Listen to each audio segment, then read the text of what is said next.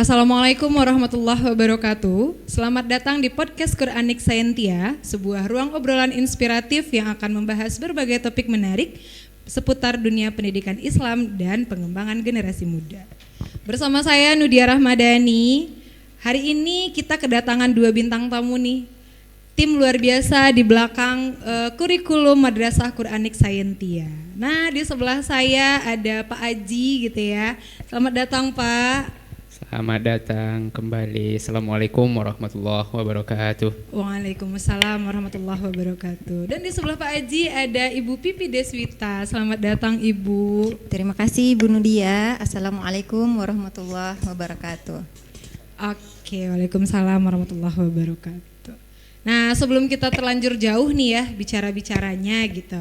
Kan kalau di ini kalau nggak kenal maka nggak sayang gitu ya, atau nggak cinta gitu. Maka kita harus kenalan dulu nih sepertinya dengan dua bintang tamu kita.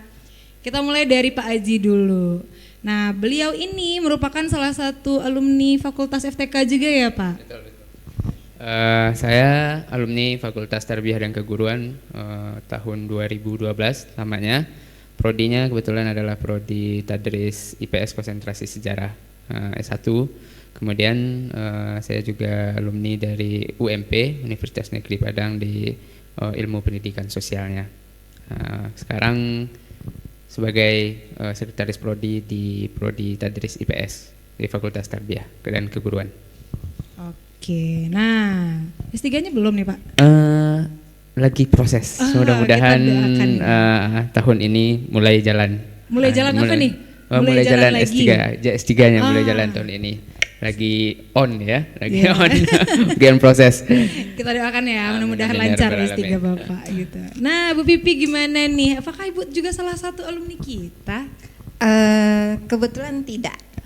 Jadi saya alumni UNAN, S1 Fisika FMIPA UNAN. Kemudian melanjutkan S2 di Pendidikan Fisika Universitas Negeri Padang. Jadi sekarang saya bertugas di Tadris Fisika FTK ini sebagai Sekretaris Prodi. Oke, luar biasa ya teman-teman nih hari ini bintang tamu kita gitu ya. Nah itu kan kalau tadi backgroundnya di Fakultas Tarbiyah ya Pak, ya Bapak Ibu gitu. Nah gimana kalau di yayasan kita nih? Apakah Bapak Ibu hanya sebagai tim kurikulum saja atau bagaimana? Boleh dari Bu Pipi dulu deh gantian. Oh, kalau dibilang hanya tim kurikulum enggak juga ya Pak Aji ya. Kita kayaknya tim sapu jagat. Jadi, semua ya Bu? Ya, jadi sebenarnya saya juga bukan tim awal ini. Jadi tim awal ini Pak Aji. Lalu kemudian ada mungkin butuh tenaga lebih. Jadi diundang saya untuk membantu beliau. Itu pun mengundangnya unik sekali. Pertanyaannya adalah apa? Kamu mau duit atau mau pahala? Oh, Masya Allah, jadi luar begitu. biasa. Jadi karena kita di UIN ya, ya udahlah segimana ya jawabnya itu pahala gitu ya. Jadi saya bilang ya pahala lah, tapi kalau ada duitnya lebih bagus lagi. Gitu. Ini nggak ada duitnya Bu, gitu kata Pak Aji kan.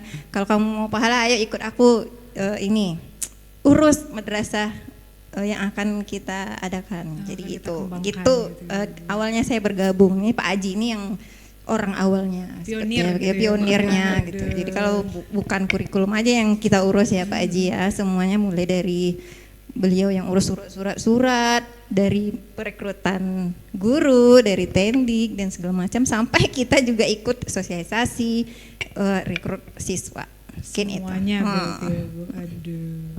Nah kalau Bapak gimana Pak? Ya baik Bu Nudia. Jadi sebenarnya begini, dibilang kita adalah tim sapu jagat ya, seperti yang disampaikan oleh Bu Pipi tadi, betul. Kita memang tim sapu jagat, tapi itu tidak lepas juga dari peran dari kawan-kawan yang terlibat dari semuanya. Awalnya begini, sebenarnya ide dari bagaimana pembentukan sekolah ini dulu adalah bagaimana niat baik dari para guru besar kita yang ada di UIN Imam Bonjol Padang. Mereka menginginkan bahwa ada sebuah sekolah yang benar-benar mencerminkan yang namanya pendidikan itu ada nilai-nilai keagamaannya, kemudian juga tidak terlepas dari yang namanya kebutuhan untuk sekarang yaitu teknologi. Nah, kemudian karena kita berada di Minangkabau begitu ya, jadi bagaimana dalam pendidikan itu ada dunia pendidikannya berbasiskan Islam dan teknologi, juga masukkan ke dalamnya adalah kebudayaan. Maka pada awalnya kalau nggak salah saya tahun 2018 itu sudah dirancang pembentukan sekolah ini, tapi karena beberapa kendala nggak jadi, akhirnya tahun 2023 itu mulai dirancang lagi. Pada waktu itu saya sebenarnya yang disampaikan oleh Bu Pepi tadi juga bukan tim awal sebenarnya gitu ya, tapi kami berpikiran bahwa kita ada di sini, kita di Fakultas Tarbiyah, masa kita tidak menghasilkan sebuah sekolah yang benar-benar bermanfaat untuk generasi muda kita nantinya, maka itu kita merasa akan sangat merugi. Maka saya juga diajak pada waktu itu oleh almarhum Prof. Zurmukim untuk merancang dan merintis sekolah ini. Akhirnya kami dengan beberapa orang tim pada awalnya mulai melakukan yang namanya semacam studi banding lah gitu ya, melihat sekolah-sekolah yang ada di beberapa daerah. Sekolah-sekolah itu khususnya adalah sekolah di bawah naungan Universitas Islam. Maka dari itu mulai terfikirkan oleh kami pada waktu itu bahwa kita membentuk sebuah sekolah, jangan sekolahnya tanggung gitu ya. Kenapa jangan sekolahnya tanggung? Gini, orang sudah lama sekolahnya. Beberapa sekolah di Kota Padang ini sudah lama. Kalau kita membentuk sebuah sekolah, sekolahnya sama kayak sekolah orang tersebut, untuk apa kita? Mendinglah orang masuk yang sekolah yang udah jelas. Tapi karena keinginan kita harus membentuk sekolah yang benar-benar beda dengan yang lainnya, maka kita cetuskanlah sekolah kita itu berbasiskan teknologi. Maka pada waktu itu Bu Pipi mengusulkan juga pada waktu itu adalah sekolah kita itu adalah paperless. Seperti itu ya Bu Pipi awalnya. Dan itu juga kita lihat ada satu sekolah yang ada di Pulau Jawa, mereka menggunakan paperless, dan itulah inspirasinya kita menggunakan paperless di MTS kita ini. Itu awal ide pertamanya. Kemudian saya juga bergerak di luar melihat hal-hal tersebut. Kebetulan saya juga sebagai fasilitator di Guru Penggerak, jadi melihat dari kurikulum yang ada di Guru Penggerak seperti itu ya, bahwa kebutuhan saat sekarang ini memang sangat-sangat dibutuhkan bagaimana anak-anak itu keterampilannya tidak hanya secara kognitif saja, tapi benar IT, kemudian sikap dan juga kebudayaan itu benar-benar harus diaplikasikan langsung di sekolah. Maka oleh sebab itu ketika kita merumuskan visi dan misi sekolah kita itu ya berbasiskan Al-Quran, berbasiskan teknologi, dan juga tidak meninggalkan kebudayaan yang ada di daerah kita itu. Maka itulah visi kita yang kita benar-benar inginkan ke depannya, bahwa sekolah ini benar-benar menjadi sebuah sekolah yang menghasilkan anak-anak yang paham terhadap agama, melek dengan teknologi, dan tidak meninggalkan kebudayaan kita. Oke, begitu ternyata teman-teman, sedikit sejarahnya gitu ya Pak dari adanya Quranic Scientia ini. Nah begitu ya sahabat Quranic Scientia. Kemudian tadi Pak Ju udah cerita tuh sama Bu Pipi juga gimana sejarah sedikitnya tentang perkembangannya ya. Nah kalau yang namanya sekolah pasti akan ada kurikulumnya gitu. Kita baru ganti presiden, baru ganti menteri gitu ya, pasti akan ada nanti visi-visi atau perubahan-perubahan tentang kurikulumnya. Gimana nih Bapak dan Ibu sekolah kita gitu. Silahkan dari Bapak Haji dulu deh. Oke, baik. Ya, sesuai dengan turunan dari visi dan misi sekolah kita. Jadi karena visi dan kita adalah bahwa sekolah kita itu menghasilkan peserta didik yang paham terhadap agama, kemudian melek dengan teknologi, kemudian keterkaitan dan tidak melupakan yang namanya kebudayaan, maka di dalam proses pembelajaran pada saat sekarang ini kita berbasiskan kepada, karena sesuai dengan peraturan Menteri Agama bahwa sekolah-sekolah di bawah Kementerian Agama itu menggunakan kurikulum merdeka. Ya kan, maka kita merujuk ke sana menggunakan kurikulum merdeka, tetapi ada juga kurikulum madrasah kita, Bu Nudia. Jadi kami sebagai tim kurikulum, Bu Pipi, Pak Kosim dan beberapa orang lainnya juga, kami di awal sudah menyusun ada kurikulumnya. Maka di dalam kurikulum itu kita susun ada pembelajaran yang wajib, itu, dan ada pembelajaran yang menjadi ciri khas dari menjadi ciri khas dari sekolah kita ini. Dan inilah yang akan kita kembangkan ke depannya. Itu sudah kita susun di awal ya Bu Pipi ya. Ada yang mungkin Bu Pipi bisa menjelaskan nanti sekolah yang kita mata pelajaran yang kita khususkan itu ada beberapa di antaranya, nanti bisa Bu Pipi yang menjelaskan nanti. Oke, kemudian itu dulu ya. Selanjut Bu. Oke, nah itu dari Pak Aji nih. Nah kalau dari Ibu gimana Bu tentang kurikulum kita? Apakah ini perpaduan antara Kemena atau dengan pendidikan dasar dan menengah sekarang ya kementeriannya ya? Gimana itu Bu? Mungkin ada satu yang terlupakan tadi disebutkan ya. Jadi kita ini visinya itu terintegrasi keislaman, teknologi, sains, dan budaya. Mungkin Pak Aji tadi lupa sebutkan sainsnya. Jadi untuk kurikulum kita masukkan yang keempat visi kita ini. Jadi diturunkan ada mata pelajarannya yang menggodok dari 4 ini. Jadi kita ada mata pelajaran untuk kebudayaannya, ada mata pelajaran untuk teknologinya, ada mata pelajaran untuk sainsnya, dan tidak lupa ini kuncinya banget, core-nya itu Islam. Jadi dalam kesehariannya itu nanti misalkan belajar IPA. Jadi kita tetap mengintegrasikan dengan Islam, nilai-nilai keislaman. Jadi anak-anak kita dorong untuk dalam kesehariannya ini, baik dia belajar IPA, belajar matematika, belajar IPS nantinya, tetap ada nilai-nilai Islam yang mereka dapatkan. Jadi itu nanti kita ya inginnya siswanya tuh keluar dari sini, Islamnya kuat, ilmunya kuat, teknologinya dapat, sainsnya juga hebat gitu. Jadi nanti ada mata pelajaran yang untuk ada robotiknya, ada ekskul, nanti ada kejurnalisan, ada pidato yang segala macam itulah yang untuk biar mereka ini memang benar-benar unggul nanti tamatnya dari sini. Mungkin itu untuk kurikulumnya ya, itu tujuan kurikulum. Core-nya tetap nilai keislaman, tapi yang 3 itu juga kita tidak tinggalkan. Oke, nah begitu tuh penjelasan dari tim kurikulum kita ya. Tapi yang dijelaskan oleh Bu Pipi dan Pak Aji tadi, yang 3 itu kalau di sekolah kita namanya adalah program excellent sahabat Qurani, gitu ya. Terus karena kita kan tadi bahas kurikulum, berarti kita punya standar yang luar biasa ya Bapak Ibu gitu. Kita harus didukung oleh guru-guru yang luar biasa juga.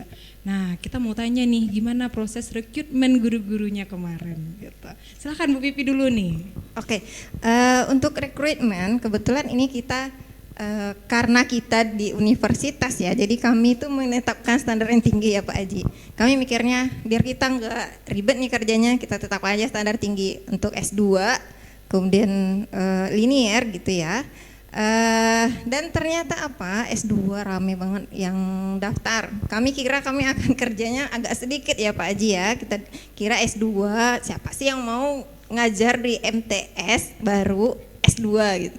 Rupanya banyak, namanya salah satunya dia yang lulus kan. Jadi kami amazing banget. Jadi semua yang daftar itu berkualitas. Jadi mungkin agak kesulitan juga panitia menentukan siapa yang terbaik dari yang baik gitu. Jadi rekrutmen kita juga udah agak terlambat ya Pak Aji ya. Mungkin Pak Aji untuk rekrutmennya bisa jelaskan. Oke, gimana tuh Pak? Silakan Pak. Iya, untuk menjalankan sebuah program di sekolah itu harus orang-orang yang mumpuni gitu ya kan.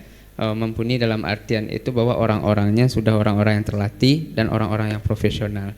Maka di awal saya dengan kawan-kawan pada waktu itu juga bahwa yang ngajar dan yang menjalankan kurikulum dan sekolah Madrasah Qurani Saintia ini harus orang-orang setidaknya memiliki kualifikasi pendidikannya yang sudah jelas. Maka pada waktu itu kami minta dan diskusi kita pada waktu itu bahwa yang ijazahnya harus linear dan S2 atau pada waktu itu juga udah lulus PPG. Nah, dan itu menjadi perdebatan dalam tim pada waktu itu, tapi saya yakin kalau sudah seperti itu, karena ya mereka lah yang akan menjalankan nanti sekolah kita itu dengan baik. Dan ternyata itu hasil diskusi sama-sama dengan tim kurikulum dan tim rekrutmen, akhirnya kita sepakati bahwa yang menjadi salah satu pilihan pentingnya harus lulus S2 dan PPG seperti itu ya.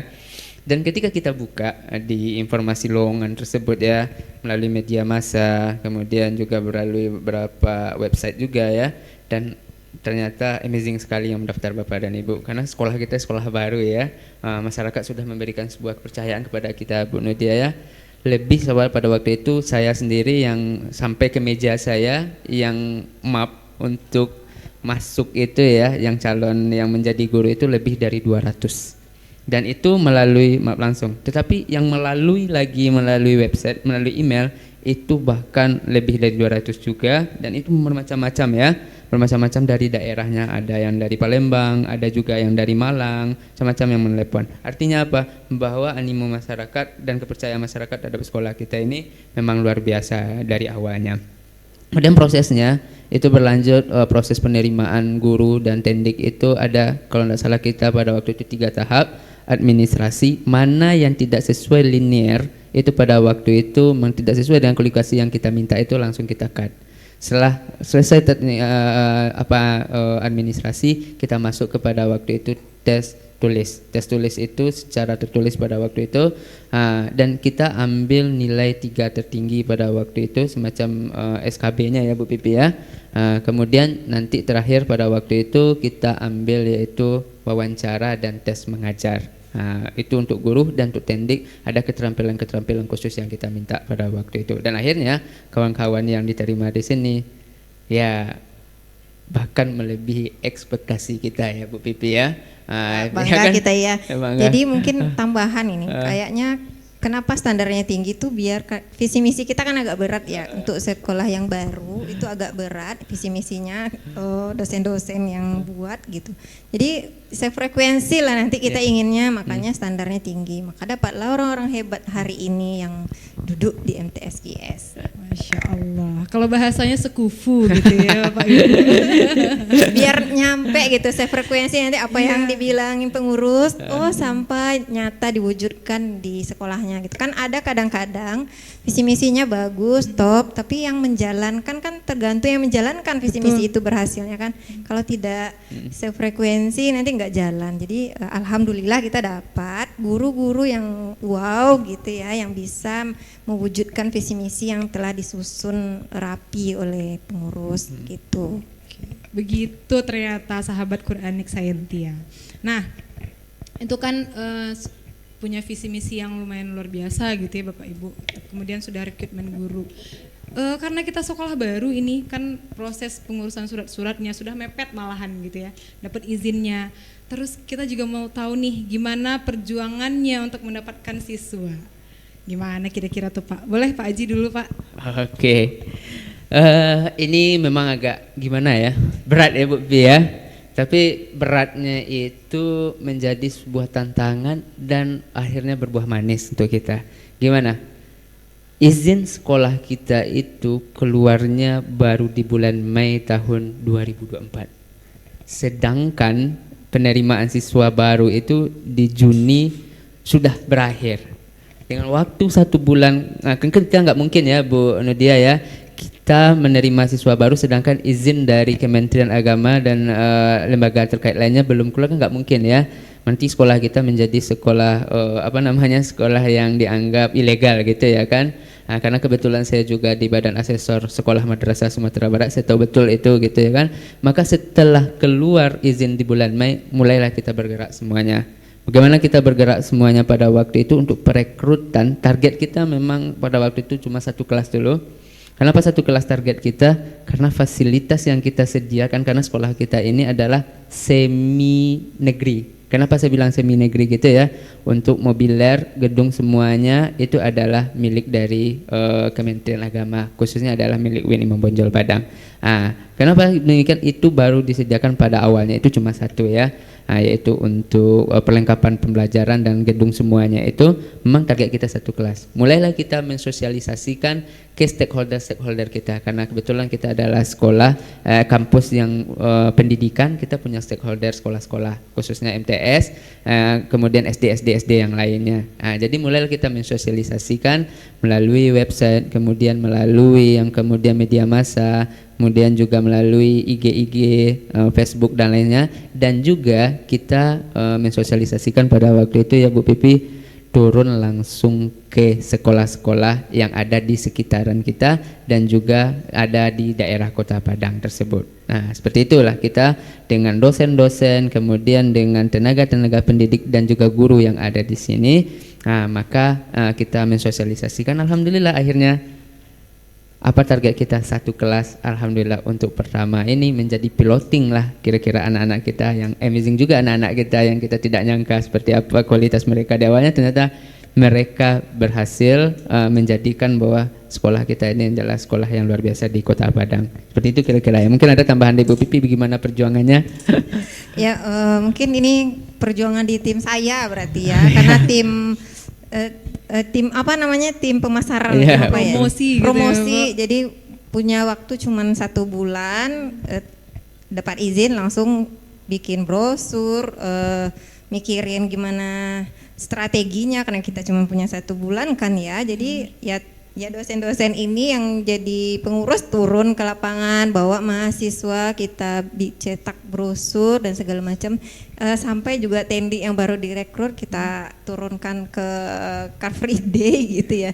Tapi alhamdulillah kami mengira karena itu mepet, jadi kita akan dapat sisa-sisa siswa.